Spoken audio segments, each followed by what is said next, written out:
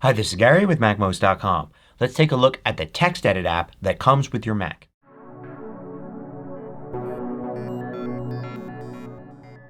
MACMOST is brought to you thanks to a great group of more than 1,000 supporters. Go to MACMOST.com/Patreon. There you could read more about the Patreon campaign, join us, and get exclusive content and course discounts. So TextEdit is an app that comes built into Mac OS.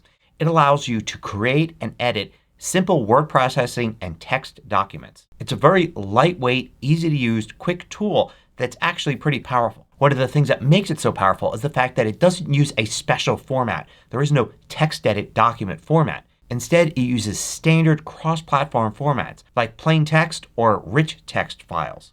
These could be opened on almost any platform. So by default you won't find TextEdit in the dock on your Mac, but you can launch it like any other app. You can use Command Space to bring up Spotlight and search for TextEdit and then launch it from there. You could bring up Launchpad and search for TextEdit and launch it from there. Or you can go to a new Finder window to Applications and you'll find TextEdit right there. You can drag and drop that to the dock to add it there for easy access. So when you launch TextEdit it'll prompt you to open up a new document, or you can click the New Document button right here. You can also go to File, New to create a new document. Or in the dock you can click and hold and select New Document there. You can also see Recently Opened Documents above that. The most important thing to know about TextEdit is it has two modes. They are Rich Text Mode and Plain Text Mode. It's like having two apps in one.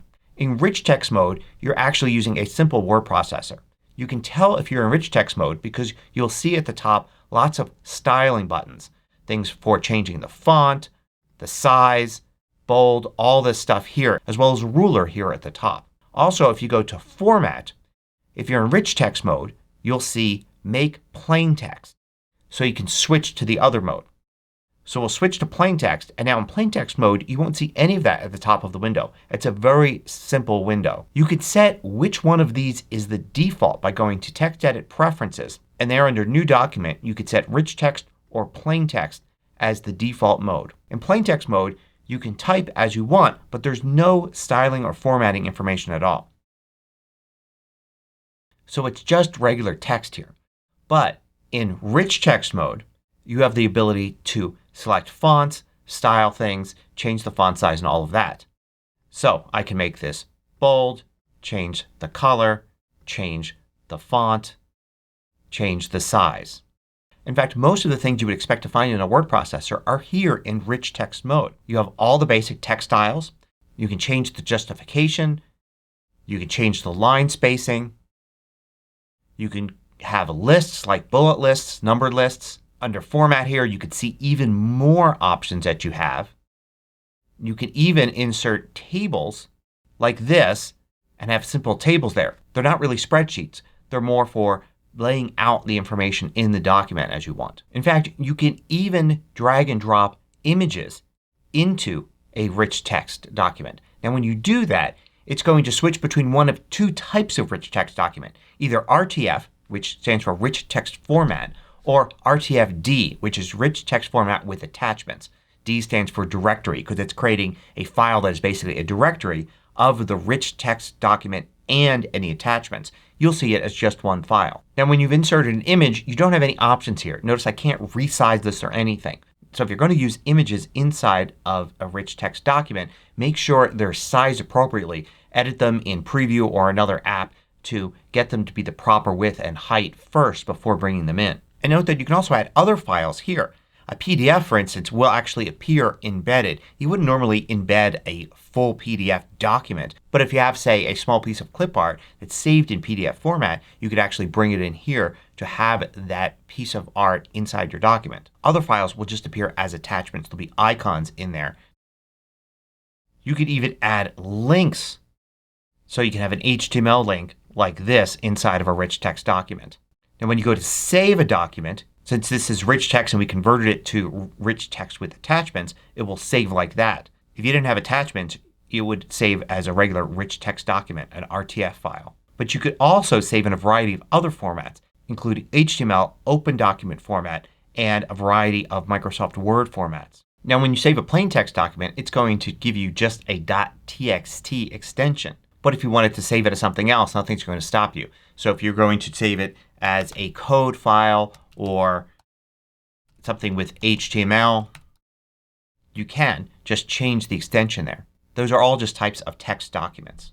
And note that you can't get a much smaller file than a plain text document. If I select the file here and do Command I to get info, you can see this is 44 bytes. Hardly any more than the number of characters in the actual document itself. There are many uses for plain text documents. For instance, maybe you just want to record some simple information with a group of files. So we have a folder here. It's for our project. You've got images, audio files, spreadsheets, all sorts of other things, and you just want to have some basic information there. You can create RTF files or plain text files that sit in here with notes and information about the project itself. And this is particularly useful if you're going to be sending a group of files to somebody. You can include all the files in a folder and include a simple text document like a readme.txt file and include notes about how to use the files and what they contain.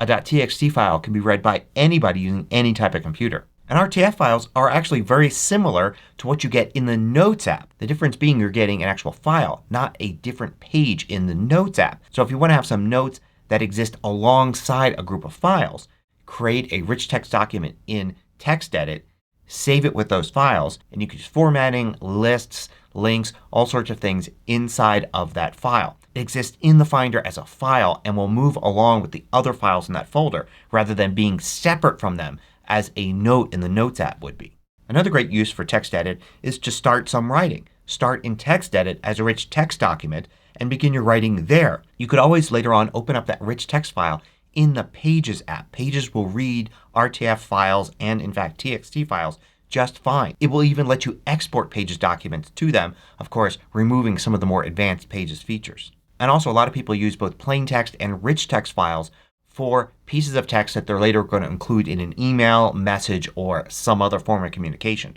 So you may want to write that long email in TextEdit, save it, edit it, go back to it, and then when you're ready you can copy and paste from TextEdit into an email window. So you saw how you could save TextEdit documents in Microsoft Word format. We can also open up Microsoft Word documents. So if you get a .doc or .docx file like this and you need to open it up on your Mac, you don't have Microsoft Word, you could always control click on it, choose Open With, and choose TextEdit, and it will open it up in TextEdit. Now it's going to lose a lot of the advanced features that Word has. So this isn't ideal for business documents and the like. You should probably open those up in Microsoft Word or maybe in Pages. But I know a lot of us receive emails with Word documents in it from schools or different organizations that for some reason think it's a good idea to actually write out the body of the message in a doc file and then attach that as an email. I don't know why people do this, but it's very common. Well, you don't have to get Word to open those up or convert the document in Pages. You can just open that up in TextEdit and read the text inside. If TextEdit has one drawback, I'd say that there's no iPhone or iPad version of TextEdit. You can certainly view text and RTF files. Just look at them in the Files app and you could read the text that's there. There's no way to edit them. I wish Apple would create a TextEdit app for iOS.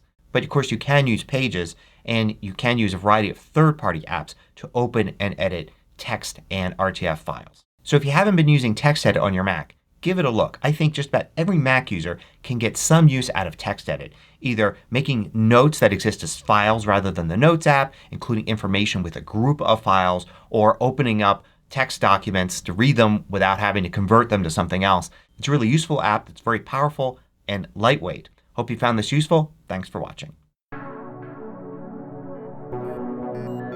If you liked this video, click the thumbs up button below to let me know. I publish new tutorials each weekday. Hit the subscribe button so you don't miss out.